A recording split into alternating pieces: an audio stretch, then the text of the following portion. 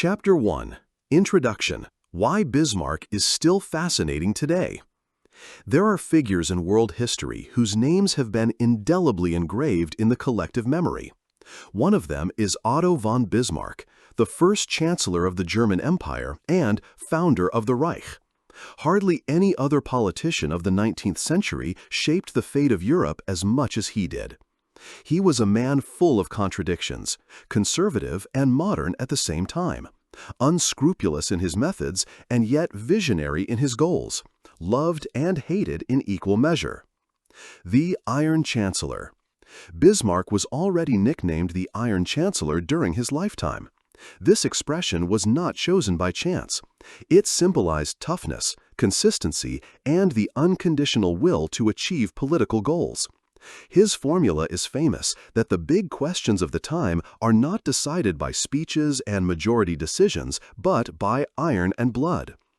By this, he did not mean that words or politics were superfluous, but that in the age of national unification movements, military power and determination would ultimately tip the scales. This attitude shaped his political work, and it is reflected in the wars against Denmark, Austria, and France, which Bismarck skillfully orchestrated and diplomatically flanked in order to achieve the goal of German unity under Prussian leadership. A man of contrasts. Bismarck's fascination also lies in the fact that it cannot be reduced to a simple formula. Conservative Junker and Realpolitiker, he came from the East Elbe nobility, defended the monarchical state throughout his life, and yet he acted with a pragmatism that transcended all ideologies. Power seeker and social reformer.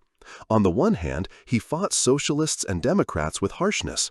On the other hand, he laid the foundations of the modern welfare state with the social laws. Patriot and European. He was passionately striving to make Germany a great power.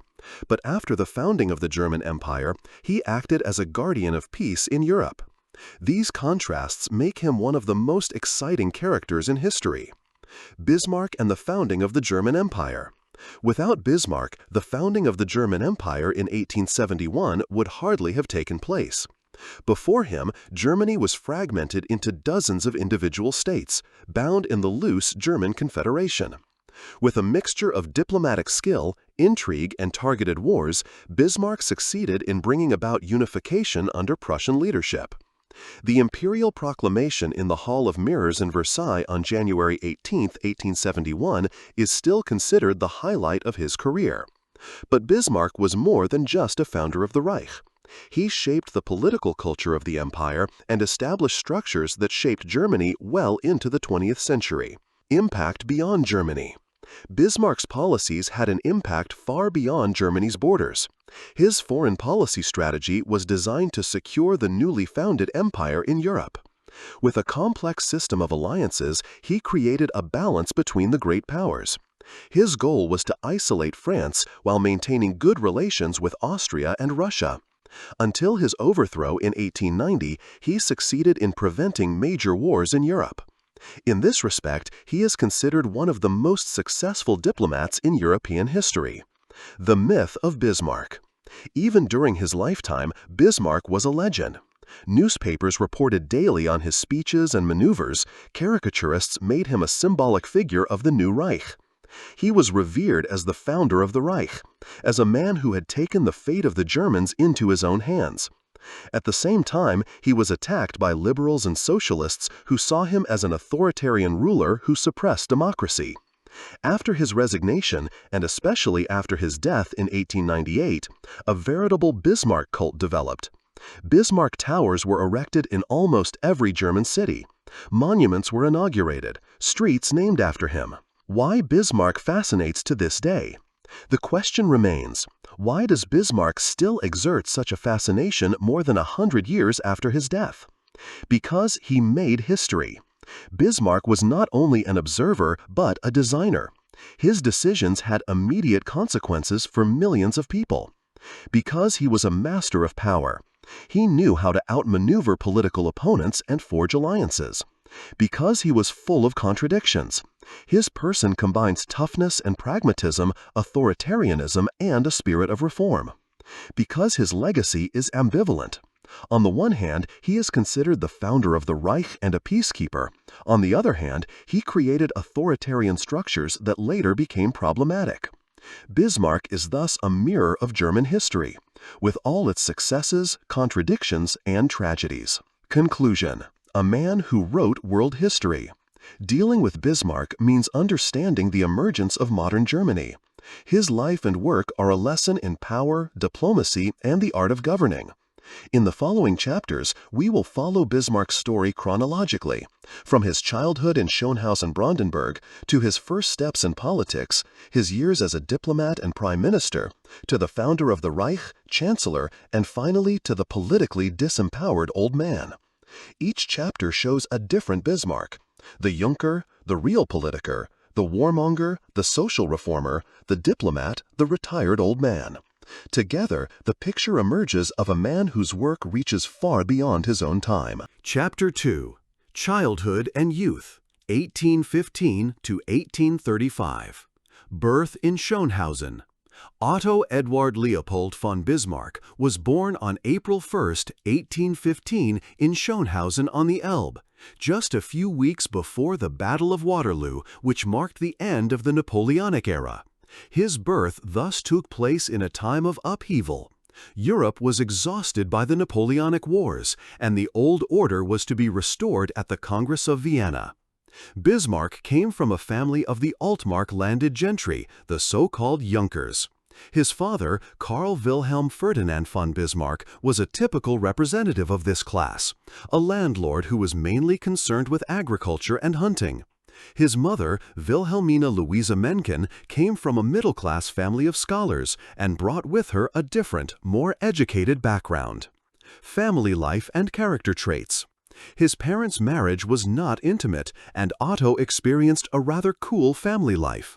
The father was not very ambitious and politically insignificant, while the mother was intellectually demanding and very ambitious. She pinned her hopes on her son early on and wanted to prepare him for a career as a civil servant. Even in childhood, character traits became apparent that were to shape Bismarck later. Stubbornness and willpower. He often defied his mother's expectations. Humor and repartee. He was known for his sharp tongue. Restlessness and energy. He could hardly sit still, which often caused him problems at school. School days. Bismarck first attended school in Berlin, later the renowned Grey Monastery. There he stood out less for his outstanding performances, but for his temperament. He was a good language learner, especially in French, which was indispensable in aristocratic circles at the time. Mathematics and discipline, on the other hand, were less his thing. Even as a teenager, he showed a certain aversion to authority, which repeatedly brought him into conflict. His teachers considered him talented but unpredictable, an assessment that was often to come true later in politics. Studies. In 1832, Bismarck began studying law at the University of Göttingen. Göttingen was a center of student life, characterized by fraternities, duels, and political discussions. Bismarck, by nature not a quiet bookworm, threw himself into student life. He fought numerous duels, drank a lot, and was considered eccentric. It was no coincidence that he bore the nickname the Great Bismarck. His performance during his studies was changeable. He was interested in history and philosophy rather than in dry legal paragraphs. Later, he moved to the University of Berlin, where he completed his studies, but without any particular enthusiasm. Personal development. During his student years, Bismarck's personality was decisively shaped. He developed a mixture of self-confidence and irony that made him a striking character. He learned to assert himself in debates and trained his oratory skills. At the same time, his conservative attitude was consolidated. He distrusted liberal ideas and adhered to the monarchical state. This period was therefore less important for academic achievements than for the development of his social and rhetorical skills. First professional experience. After graduating, Bismarck entered the Prussian civil service in 1836, a common path for young aristocrats. He worked as a trainee lawyer in Aachen and Potsdam, but the bureaucracy quickly bored him. He found the work monotonous and unfulfilling. In 1839, he finally took his leave to devote himself to the cultivation of the family estates in Kniephof, Pomerania. This was the first time that a typical side of Bismarck became apparent. He was not a classic civil servant or lawyer, but a man who strove for independent action and greater tasks. The Junker from Kniephof. In the countryside, Bismarck developed the reputation of an eccentric landlord. He lived in seclusion but maintained close contact with neighbors and friends. He became known for his hospitality but also for his spontaneity and unconventional actions. Stories about his escapades, such as nighttime rides or lavish celebrations, made him a dazzling figure in Pomerania. These years in the countryside strengthened his attachment to the nobility and rural life, a basis that later shaped him as a conservative politician. Conclusion: the young Bismarck. The years from 1815 to 1835 shaped Bismarck into the man who would later steer the fate of Germany. He was a child between two worlds, his father's landed gentry and his mother's educated middle class. He developed self-will, quick-wittedness, and a certain disrespect for authority at an early age. His studies and his first professional experience showed that he was not a typical bureaucrat, but a man who aspired to bigger tasks. He was still a long way from the Iron Chancellor, but the foundations were laid. Self-confidence, rhetorical talent, conservative worldview, and an unshakable will to go one's own way. Chapter 3. The Path to Politics, 1835-1848. From Civil Servant to Landowner. After Otto von Bismarck had completed his law studies in 1835, he entered the Prussian civil service as planned. He initially worked as a trainee lawyer in Berlin, Aachen, and Potsdam. But the everyday life of a civil servant proved to be less than fulfilling for him. Bismarck found the work boring and was frustrated by the petty rules and the slow decision-making processes. As early as 1839, he left the civil service and took over the administration of his parents' estates in Kniephof, Pomerania. There he lived as a landowner and farmer, embedded in the world of the East Elbe nobility. He developed a reputation as the Great Squire, eccentric, passionate, and full of energy. He was a gifted host, famous for sprawling evenings of wine, music, and discussions. At the same time, he took serious care of his estates, got to know agriculture, and further expanded his ties with the landed gentry. These years in the countryside deepened his conservative attitude and shaped him as a representative of the Junker class, those noble landowners who dominated Prussia's politics for a long time. Political influences. In the 1840s, Bismarck began to deal more intensively with politics. He was convinced that Prussia's strength lay in the monarchy, the military, and the nobility. He was skeptical or even hostile to the liberal movements that were growing stronger and stronger in Europe. Religion also played an important role for him during this time. Bismarck was deeply rooted in the Lutheran faith and saw the church as a pillar of order. These convictions made him a typical conservative of his time, with the difference that Bismarck had extraordinary rhetorical skills and strategic acumen. Entry into the state parliament. In 1847, King Frederick William IV convened the United Provincial Assemblies for the first time, a kind of pre-parliament consisting of representatives of the provincial parliaments. Bismarck was elected as a member of the Altmark nobility and gave his first political speeches. Here he immediately emerged as a striking figure. He spoke passionately against liberal demands for more co-determination. He defended the primacy of the king and the nobility. He argued sharply, with irony and humor, but also with relentless harshness against opponents. Already in these first appearances, it became clear that Bismarck had an extraordinary political talent. The Revolution of 1848. A decisive turning point was the Revolution of 1848, which swept all of Europe and also reached Prussia. In Berlin, there were street fights, barricades were erected, citizens demanded freedom of the press, a constitution, and national unity. King Frederick William IV initially gave in and promised reforms. Bismarck reacted with disgust to the revolution. He saw the liberals and Democrats as dangerous subversives. He offered the king to fight the insurgents personally with his landwehr comrades. His image of the revolutionary remained negative throughout his life. He did not think much of mass movements, but relied on leadership from above. The revolution ultimately failed, and Prussia remained a monarchical state. For Bismarck, this confirmed his conviction that order and stability could not be secured by popular movements, but by monarchical authority. First experiences as a politician. In the following years, Bismarck expanded his position in the conservative camp. In 1849, he became a member of the Prussian House of Representatives. He distinguished himself as one of the most determined opponents of the liberals. He knew how to give sharp speeches that often provoked but also impressed. His speeches were characterized by clarity and directness. He spoke bluntly. Irony and humor. He could ridicule opponents. Pragmatism. He did not adhere to rigid ideologies but oriented himself toward what was feasible. As a result, he gained increasing attention, not only in conservative circles but also among political opponents. Personal life. It was also during this time that an important private decision was made: Bismarck's marriage to Johanna von Puttkamer in 1847. Johanna came from a pietistic noble family. It brought peace and stability to Bismarck's often restless life. The marriage was marked by deep affection and formed a firm support for Bismarck in his strenuous political life. The connection with the pious Puttkamers also strengthened Bismarck's religious side, which at times strongly influenced him. Conclusion: the young politician Bismarck. The years 1835 to 1848 marked Bismarck's entry into politics. At first hesitantly, then increasingly determined. He started out as a disgruntled civil servant and became a landowner rooted in conservative circles.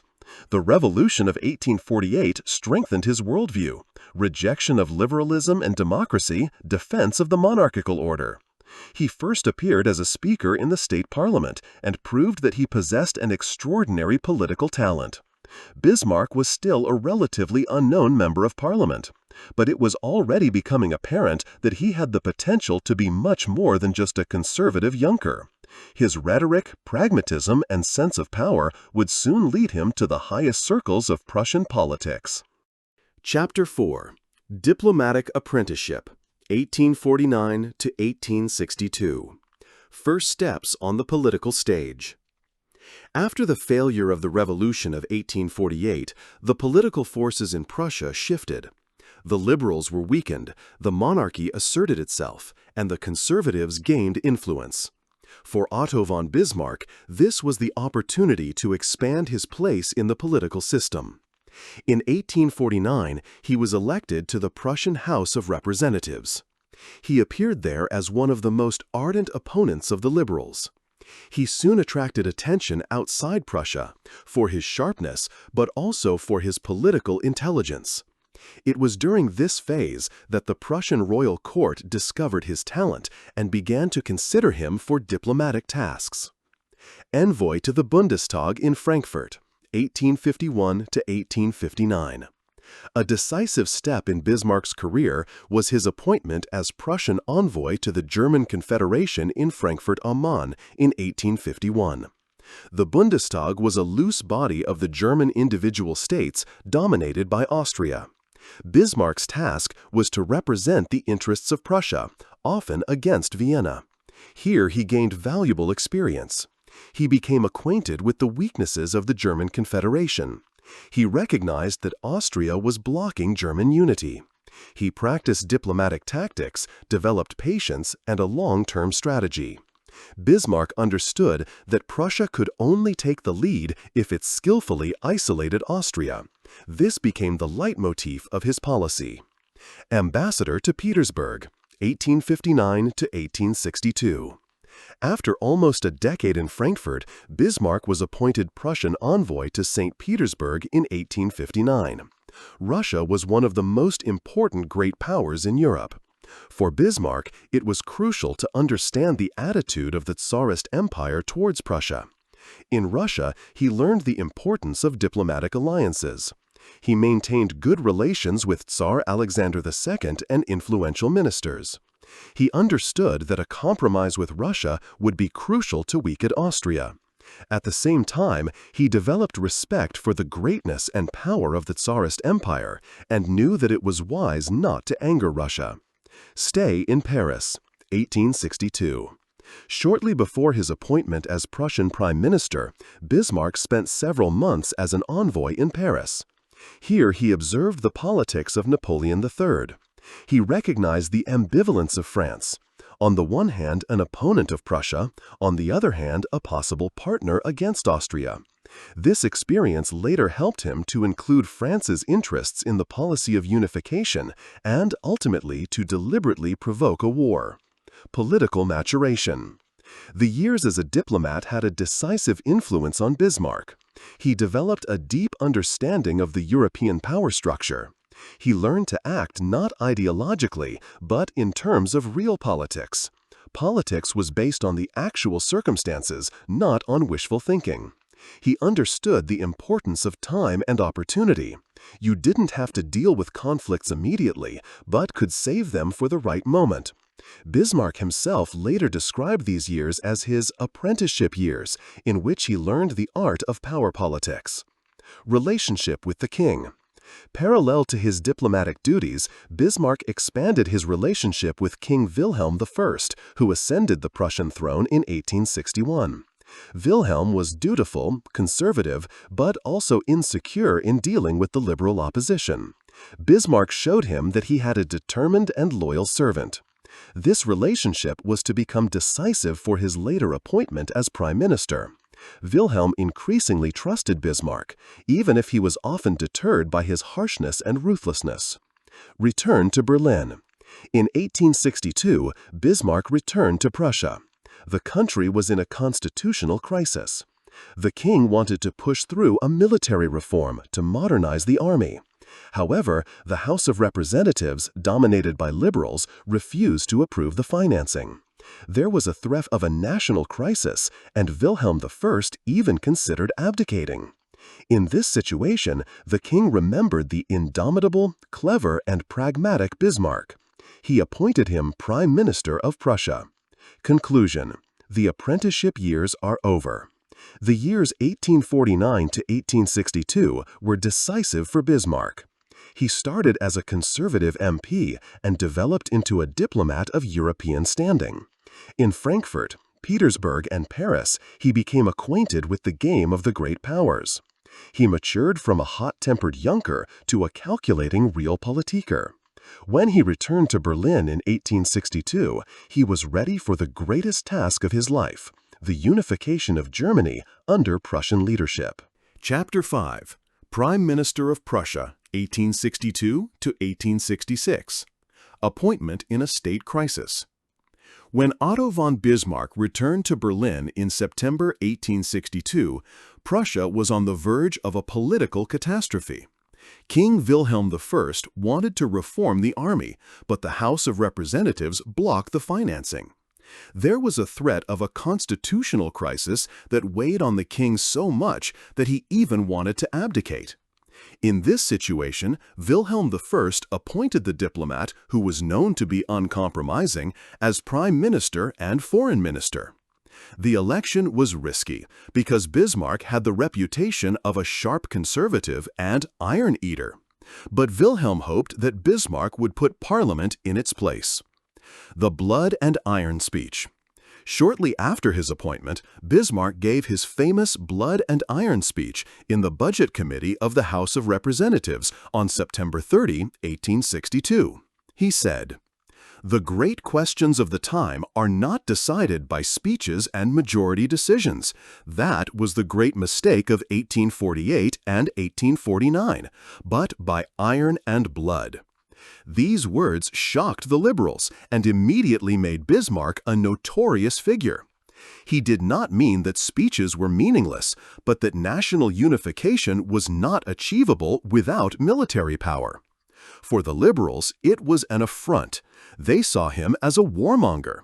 For the king, it was proof that Bismarck was determined to defend the monarchy against Parliament.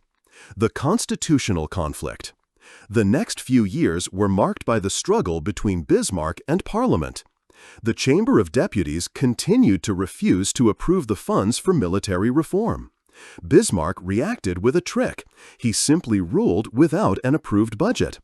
His reasoning: if the king and parliament do not agree, the government must act in the interest of the state. This was constitutionally highly questionable, but Bismarck pushed it through, based on the loyalty of the king and the military. The liberals raged and called him a constitutional breaker, but Bismarck was not deterred. Power base and opponents. Bismarck's power rested on three pillars. The king's confidence. Wilhelm I often wavered, but he knew that Bismarck was his most loyal servant. The support of the military. The army was the decisive instrument for Bismarck to achieve his goals. His political skill. He was able to outmaneuver opponents in parliament by provoking them, dividing them, or letting them come to nothing. His opponents were above all the liberals, who wanted a constitutional order based on the Western model. They saw Bismarck as the epitome of reaction. Preparation for wars. Bismarck's goal was clear. He wanted the unification of Germany under Prussian leadership.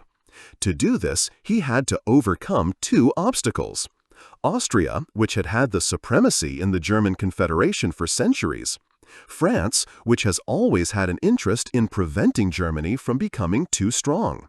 His plan was to strengthen Prussia's power through limited, successful wars. But he needed time to do so. The army was modernized. Diplomatic relations were carefully maintained.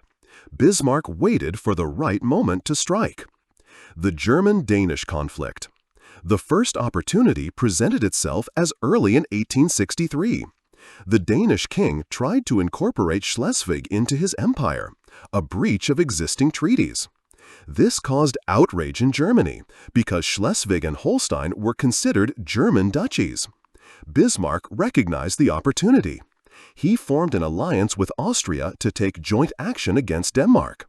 In doing so, he placed himself at the head of a national movement without involving the liberals. At the same time, he used the war as preparation for the later conflict with Austria. Tactics and strategy.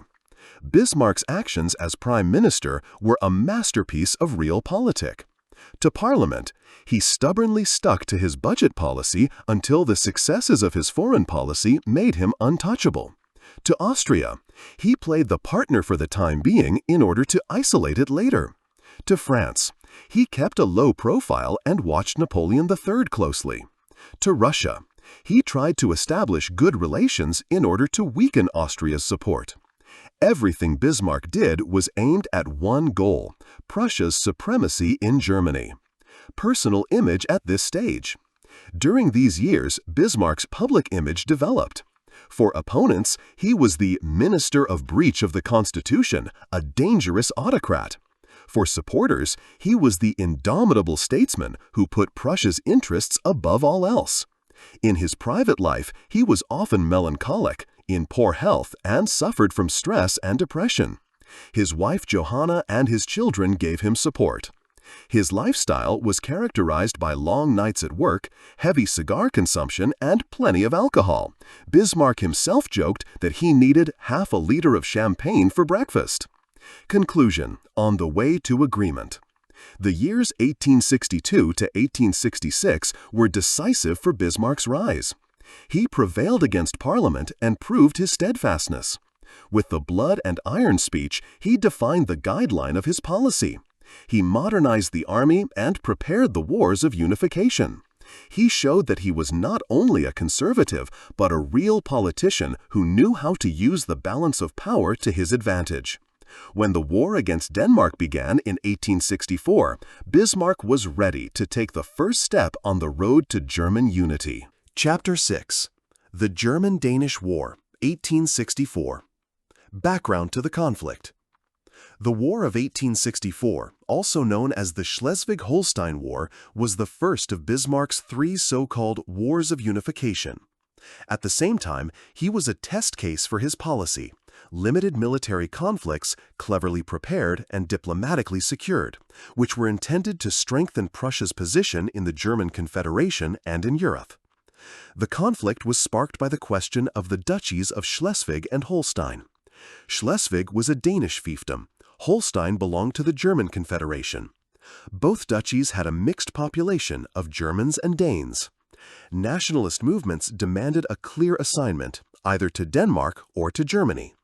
When the Danish king tried to bind Schleswig more closely to Denmark in 1863, the so-called November Constitution, a political storm broke out.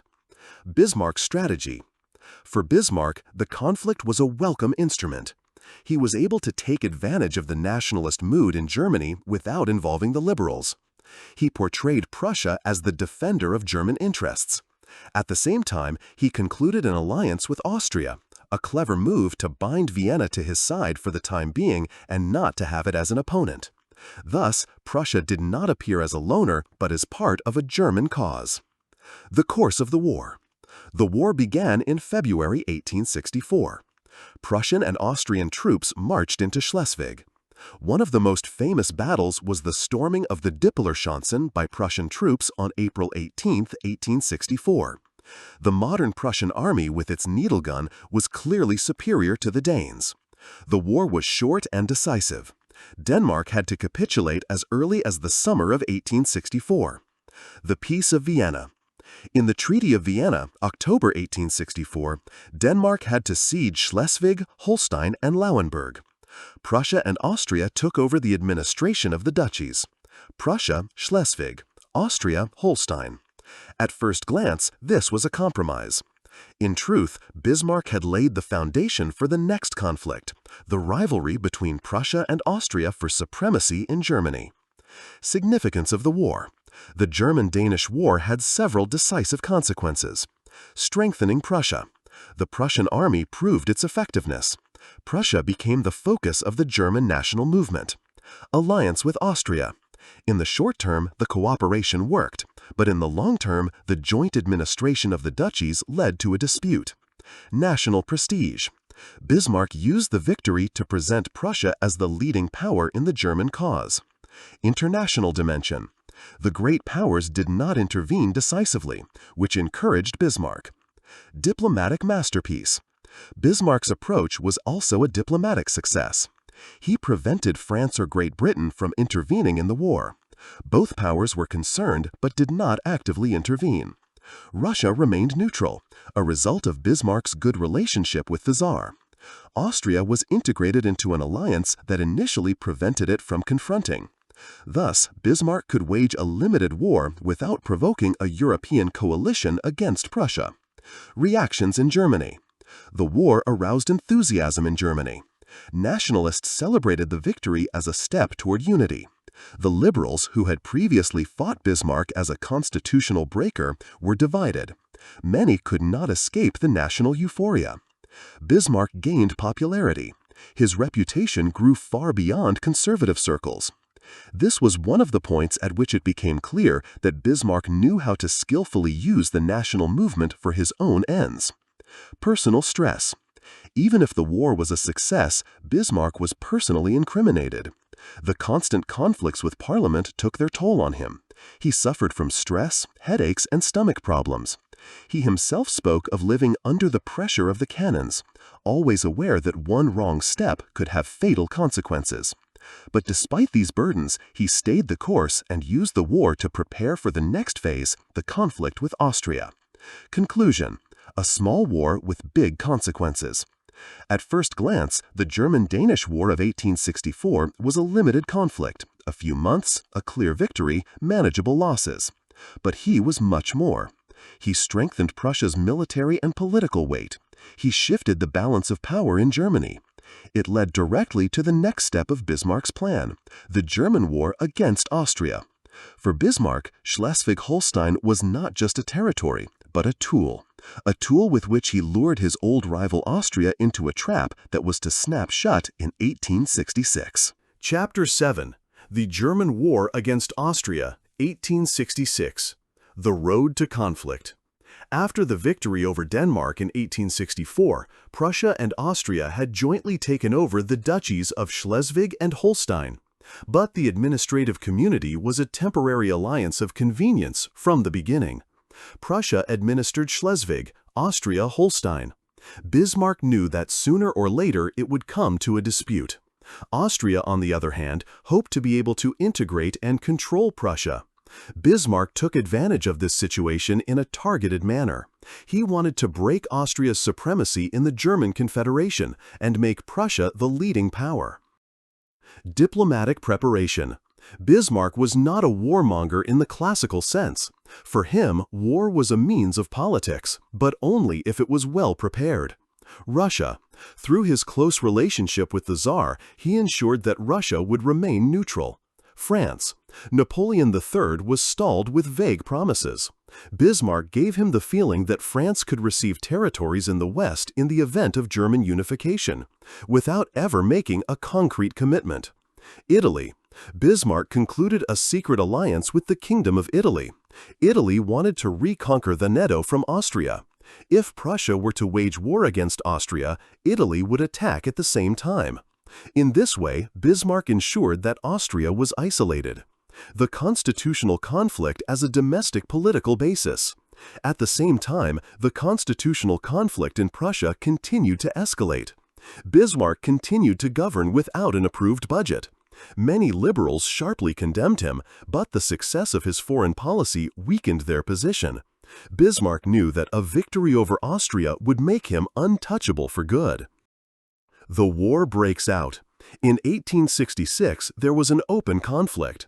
Bismarck provoked Austria by arbitrarily pushing through reforms in Holstein. Austria took the matter to the German Confederation.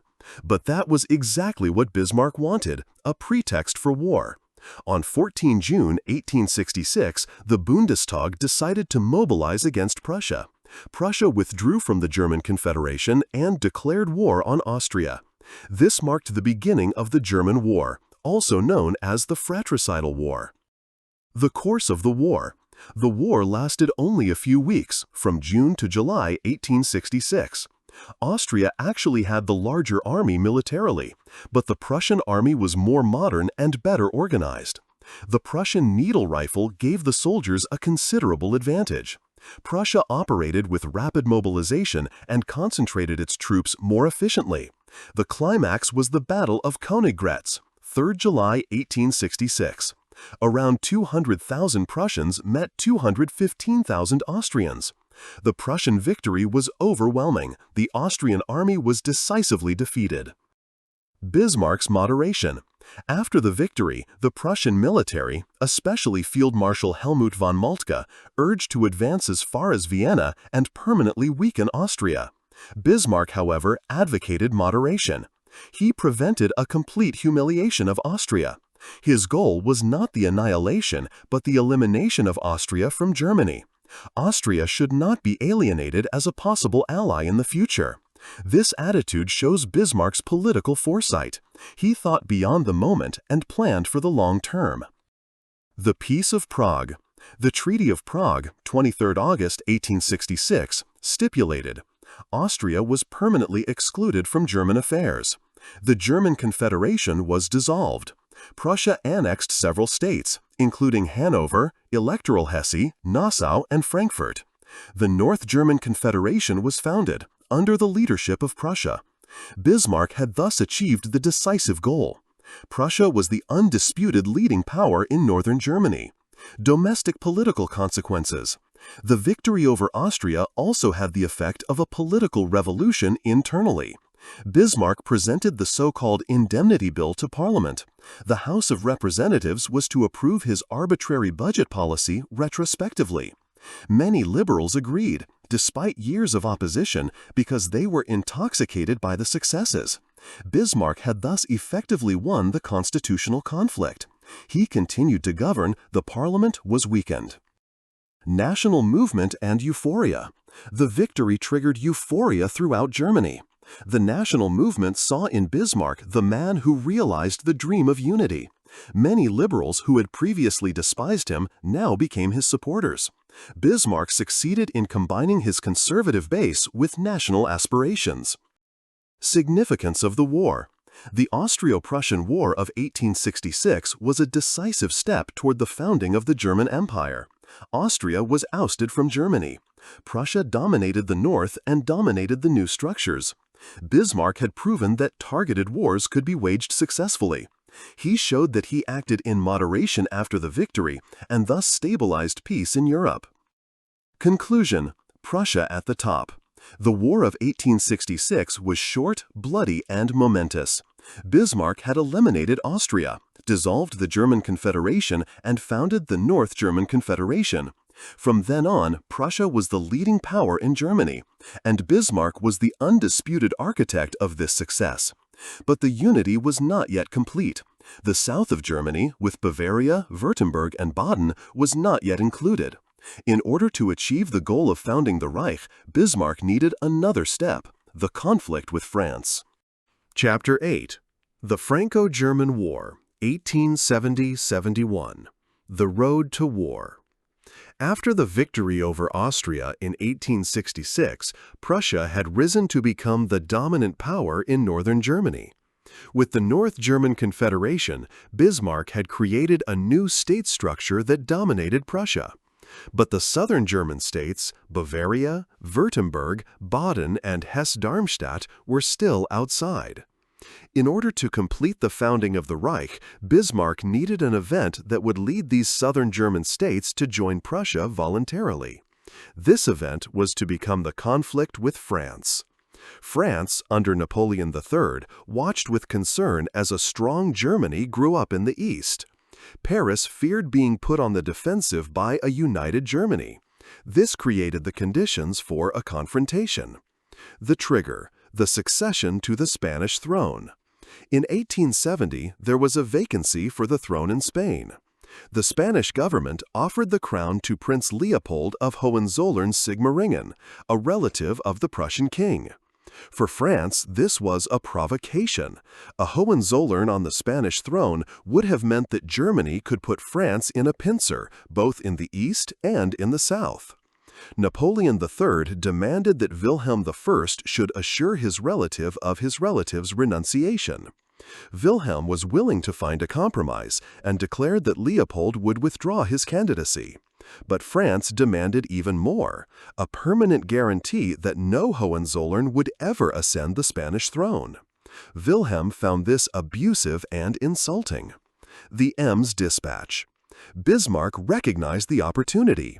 He published the diplomatic correspondence between Wilhelm I and the French ambassador, the so-called Ems Dispatch, in an abridged, exaggerated version. The dispatch presented the French demands as outrageous. At the same time, it made Wilhelm's answer appear as a harsh rejection. In France, it seemed like an insult; in Germany, like an attack on national honor. The effect was exactly what Bismarck had intended. France declared war on Prussia on July 19, 1870. The war begins. France expected a quick victory, but the reality was different. The Prussian army was excellently organized, equipped with modern equipment, and was under the leadership of Helmut von Moltke. The North German Confederation mobilized quickly, and the southern German states joined Prussia, just as Bismarck had planned. A German united front against France emerged. The Great Battles. The war took place in several decisive phases. Battle of Worth, 6 August 1870. Victory of the Germans. The Alsace border was breached. Battle of Mars-la-Tour and Gravelotte, 16 to 18 August. Prussia cut off the French army from retreating to Paris. Battle of Sedan, 1 September 1870.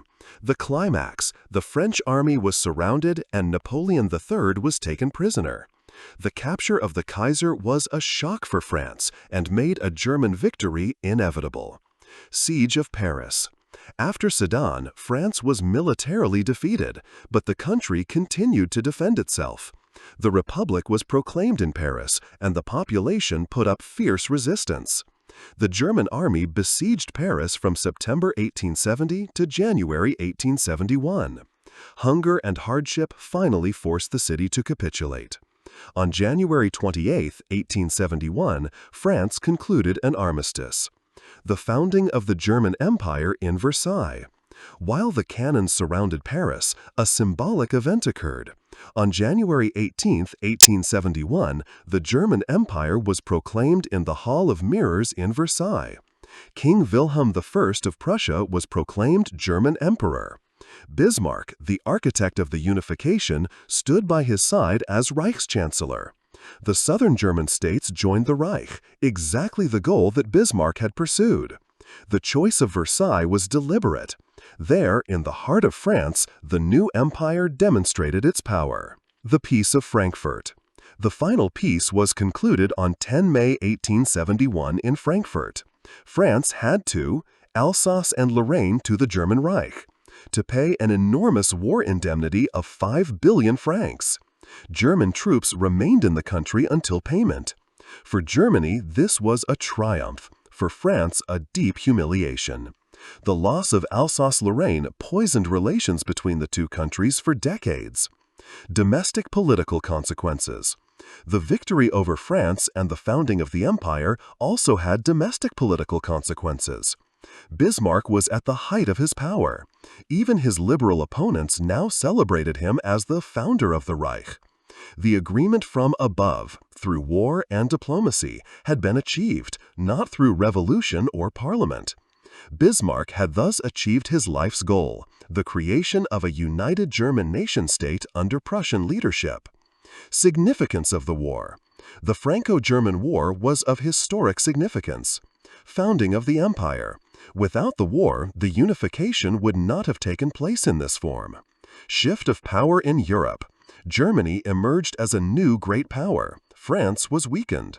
German-French hereditary enmity. The loss of Alsace-Lorraine fueled the desire for revenge in France. Bismarck's prestige. He was now indisputably the most important statesman in Europe. Conclusion. Victory and unity. The War of 1870–71 was a national triumph for Germany, a national catastrophe for France. Bismarck had understood how to steer the conflict in such a way that he welded Prussia and the southern German states together into a unity. With the imperial proclamation in Versailles, he achieved his goal, the founding of the German Empire. But with this triumph also began a new challenge. How was the empire united by iron and blood now to survive in peace? Chapter 9. The Founding of the German Empire in 1871. The historic moment in Versailles. On 18 January 1871, exactly 170 years after the coronation of Frederick I as King of Prussia, the solemn imperial proclamation took place in the Hall of Mirrors at the Palace of Versailles. King Wilhelm I was proclaimed German Emperor in the presence of the German princes and military. The location was deliberately chosen. Versailles, the symbol of French power, became the backdrop for German unity. For many Germans, this was the fulfillment of a decades-long dream. Bismarck himself stayed in the background, but he was the real architect of the event. Without his wars and diplomacy, this moment would not have happened. The North German Confederation as a basis. The founding of the Reich was not a sudden act, but the conclusion of a longer development. As early as 1867, Bismarck had created a federal structure with the North German Confederation, which served as a forerunner of the German Empire. The southern German states now joined after the victory over France: Bavaria, Württemberg, Baden, and Hesse-Darmstadt. This largely completed German unification, although Austria remained excluded. The Constitution of the German Empire. The Imperial Constitution of 1871 was strongly influenced by the structures of the North German Confederation. Federalism. The individual states retained their own rights, especially Bavaria and Württemberg. Bundesrat. Representation of the governments of the individual states, dominated by Prussia. Reichstag. Elected parliament, but with limited powers. Emperor. Head of state, at the same time King of Prussia. Reich Chancellor, solely responsible to the emperor, not to parliament. Bismarck himself took over this office. Bismarck had thus created a hybrid form, a federal nation-state with monarchical preponderance and weak democratic elements. Bismarck as Reich Chancellor. Bismarck became the first Reich Chancellor of the new empire. He was the central figure in the political system. The Chancellor headed the government, determined foreign policy, and prepared laws. There was hardly any parliamentary control. Bismarck did not want parliamentarism based on the English model. His goal was to stabilize the founding of the Reich and to prevent liberal or revolutionary forces from questioning the system. Reactions in Germany. The founding of the German Empire triggered euphoria in Germany. In many cities there were festivals, parades, and fireworks. Newspapers celebrated Bismarck as the founder of the Reich. Even many liberals, who had previously fought him as a constitutional breaker, now supported the new order. But there were also critical voices. Democrats complained that the empire had been created from above, by princes and the military, not by the people. Catholic regions such as Bavaria and the Rhineland viewed the new Reich with skepticism. Reactions in Europe. For the European powers, the founding of the empire was a shock. France, humiliated by the war, swore revenge. The loss of Alsace-Lorraine became a trauma. Austria accepted the new order out of necessity but remained suspicious. Great Britain and Russia viewed the founding of the empire with caution but also saw a counterweight to France. Germany thus entered the European state system as a new great power. Symbolism and reality. The imperial proclamation in the Hall of Mirrors at Versailles was full of symbolism. It showed the shift in power in Europe. It united the German princes under Prussian leadership. She put Bismarck's work on the largest stage imaginable. But behind the symbolism was a reality full of tensions. Federalism and particular interests remained. Liberals and Democrats were dissatisfied with the low level of political participation. The integration of the empire was a task that would take decades. Conclusion, completion, and new beginning. The founding of the German Empire in 1871 was the highlight of Bismarck's political career. He had achieved what generations of nationalists before him had demanded, a united Germany. The empire was not created by revolution, but by wars and diplomacy. It was a state from above, in which the monarchy and the military dominated. For Bismarck, the task of securing the empire externally and stabilizing it internally now began. The founding of the German Empire was both a conclusion of the wars of unification and a beginning. The history of the German Empire, which Bismarck was to shape for almost 20 years. Chapter 10. Domestic Policy, Kulturkampf, Anti-Socialist Laws, and Social Security. Bismarck as Reich Chancellor. After the founding of the German Empire in 1871, Otto von Bismarck was faced with a new task. He had united the Reich. Now he had to stabilize it. His greatest challenge was no longer wars, but domestic politics. He wanted to protect the Reich from revolutionary currents. He sought a balance between the various political forces. He relied on a mixture of toughness and concessions, repression and reform at the same time. This gave rise to three central areas of his domestic policy: the Kulturkampf, the fight against social democracy, and the introduction of social security. The Kulturkampf against the Catholic Church. Background. About a third of the population of the Reich was Catholic, especially in Bavaria, the Rhineland, Silesia, and parts of Westphalia. Many Catholics felt dominated by the Protestant Prussians in the new Reich. The Catholic Church had a strong influence on education and politics. With the founding of the Center Party, a political representation of the Catholics emerged. Bismarck feared that the center could play a state-within-a-state role. Measures. From 1871 onwards, the so-called Kulturkampf began. Introduction of civil marriage. Jesuit law. Prohibition of the Jesuit order in the Reich. Pulpit paragraph. Clergymen were not allowed to preach about politics. May laws. 1873. State control over priestly training and church occupations. Follow. Many bishops resisted. Priests were arrested. Parishes were divided. The Center Party gained support and became even stronger. The Kulturkampf divided society, especially in Catholic regions. Result: After a few years, Bismarck realized that he could not win the Kulturkampf. From the mid-1870s onwards, he relaxed the situation and sought rapprochement with the center again. The conflict remained an example that Bismarck was not infallible. His attempt to weaken the church ultimately led to its strengthening. Fight against social democracy. Threat from the left. In addition to the Catholics, Bismarck saw the Social Democrats as a danger. The SPD demanded democracy, social equality, and co-determination. Workers' movements grew in the cities. For Bismarck, socialists were enemies of the Reich who threatened the monarchical order. Attacks as a pretext.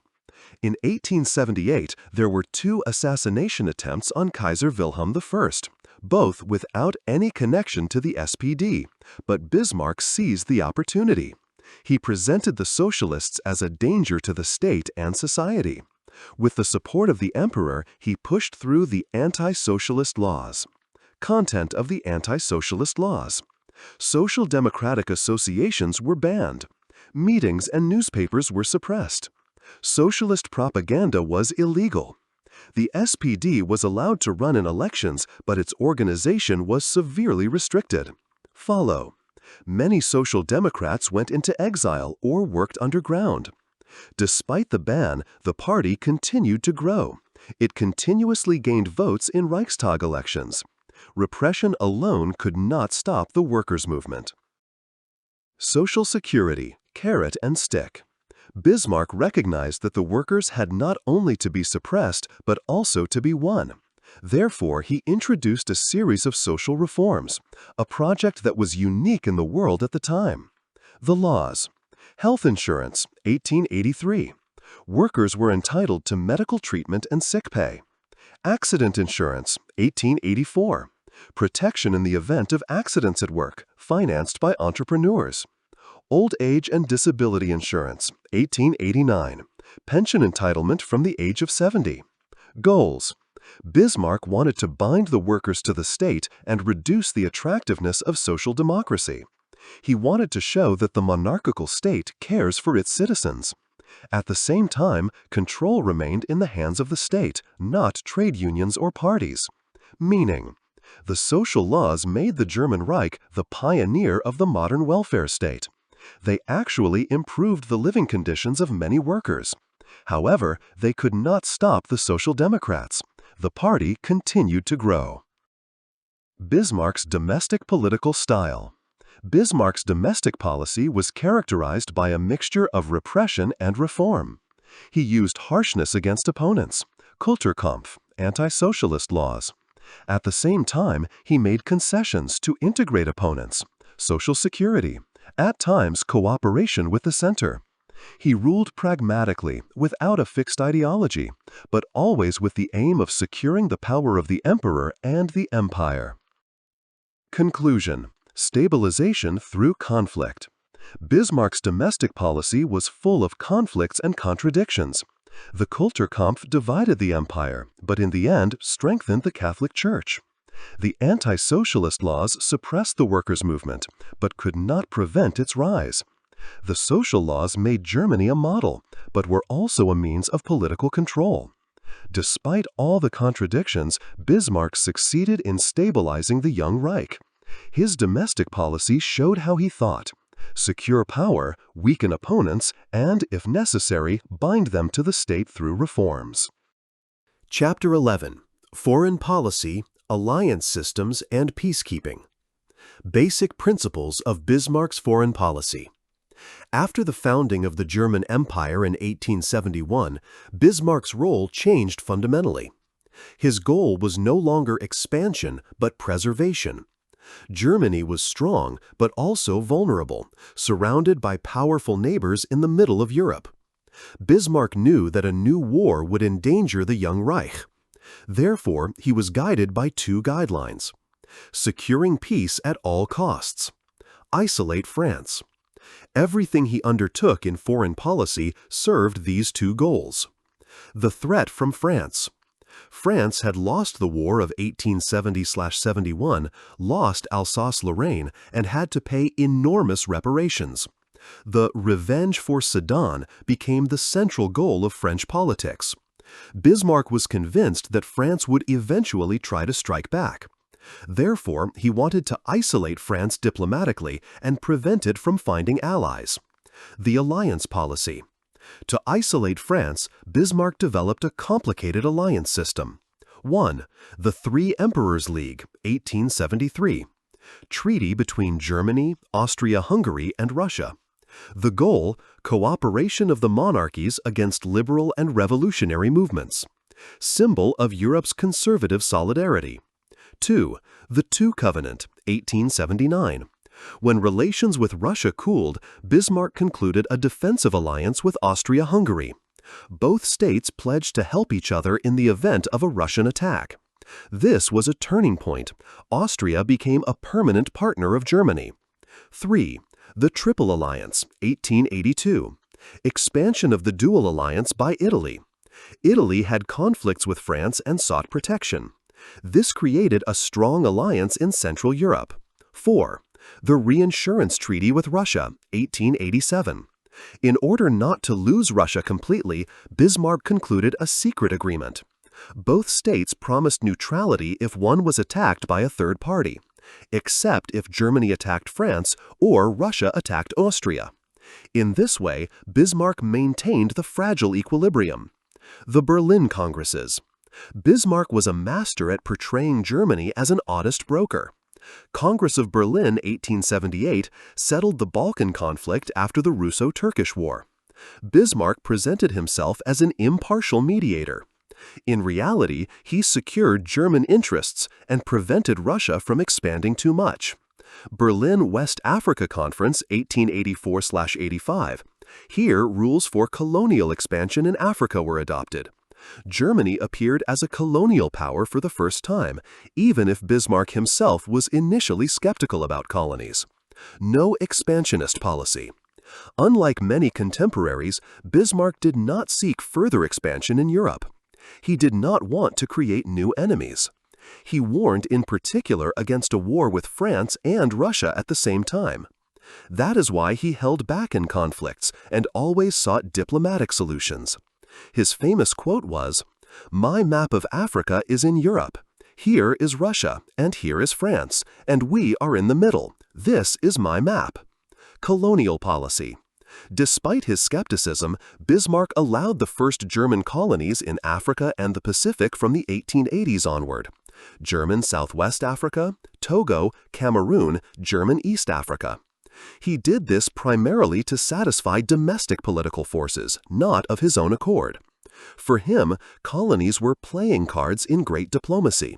He used it to improve relations with Great Britain and create new room for negotiation.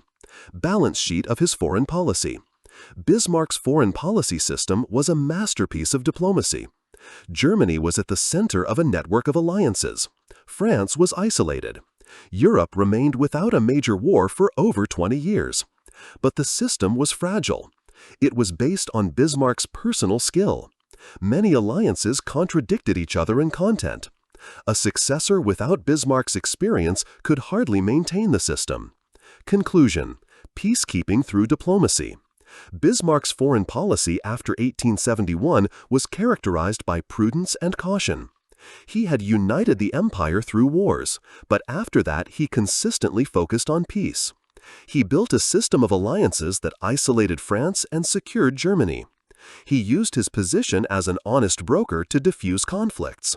His policy was successful, as long as he pulled the strings himself. With his fall in 1890, the alliance system began to crumble, and Europe slowly headed toward the First World War. Chapter 12. The Fall of Bismarck, 1890. A Chancellor at the peak and at the end. In the 1880s, Bismarck was at the height of his power. He had united the Reich, secured his position in Europe, and worked domestically with repression and social reforms at the same time. But behind this apparent stability, tensions grew that eventually led to his fall.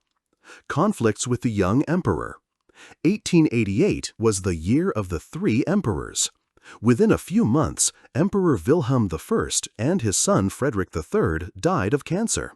The heir to the throne was the 29-year-old Wilhelm II.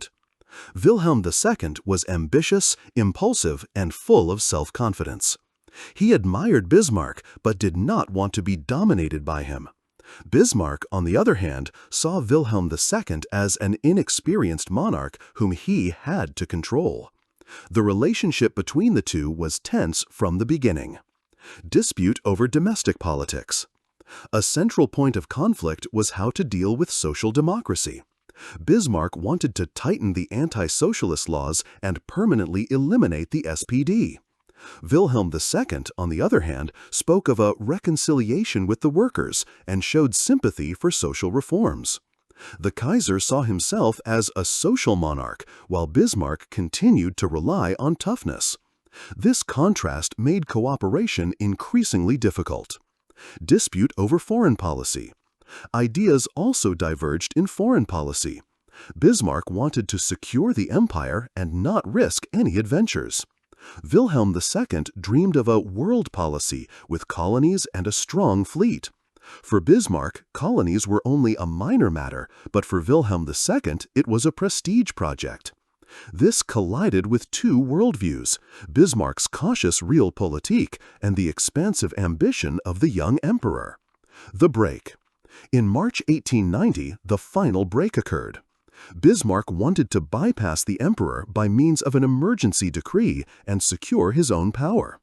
Wilhelm II felt patronized and insisted on Bismarck's resignation. On March 18, 1890, Bismarck submitted his request for dismissal after almost 30 years at the head of Prussia and the Reich. For Bismarck, this was a deep personal defeat. Life in retirement. After his fall, Bismarck withdrew to his estate, Friedrichsruh near Hamburg. He remained a symbolic figure of the nation, receiving visits from politicians and journalists. He wrote his memoirs, The Thoughts and Memoirs, in which he justified his policies and criticized his successors. He remained a voice of great weight until his death in 1898, even though he no longer exercised direct power. The assessment of his fall. The fall of Bismarck was judged very differently by contemporaries. Many conservatives saw this as a catastrophe and warned of the consequences. Liberals and Social Democrats welcomed his end as they saw him as a reactionary. The young emperor took the opportunity to develop his own policies with far-reaching consequences. Today, the fall of Bismarck is considered a turning point.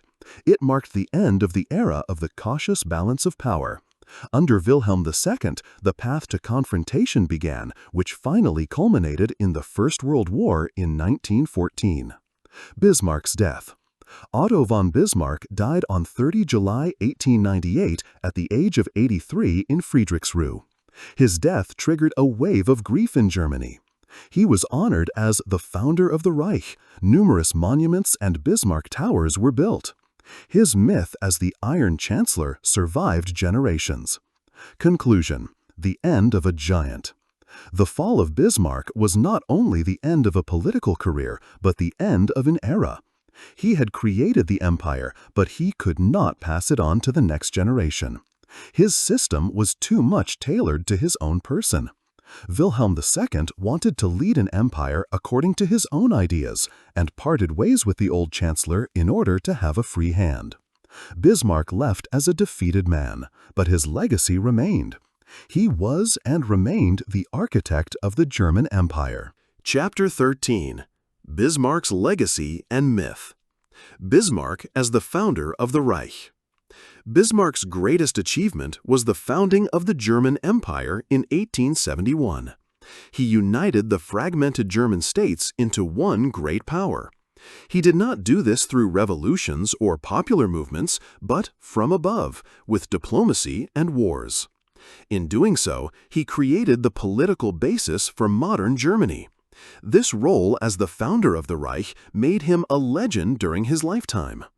The myth of the Iron Chancellor. During his term of office, and even more so after his fall, the myth of Bismarck emerged.